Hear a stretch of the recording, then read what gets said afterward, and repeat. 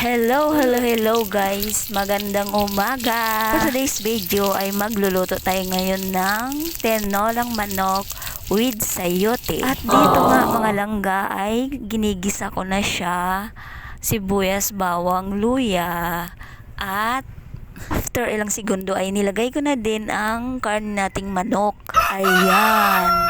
Tapos, halo-haloin lang nating mabuti. Sa unang video ay hindi ko napansin pero nilagyan ko na pala yan ng Maggi cubes. Subukan ko muna kasing yun ang gamitin ko dahil bagong labas yun. Tingnan ko lang kung ano ang lasa, kung mas masarap sa Knorr cubes. Dito ay nilagyan ko na din siya na asin at pamintang durog. Yan guys.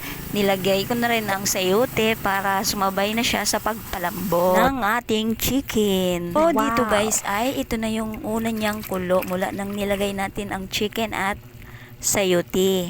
Wow! At pagkatapos niyan si Ana, sarap! And after 30 minutes ng pagpapakulo ay ilagay na rin natin ang dahon ng sili. Ayan na siya guys. Yummy! Ingat kayo lagi. Bye!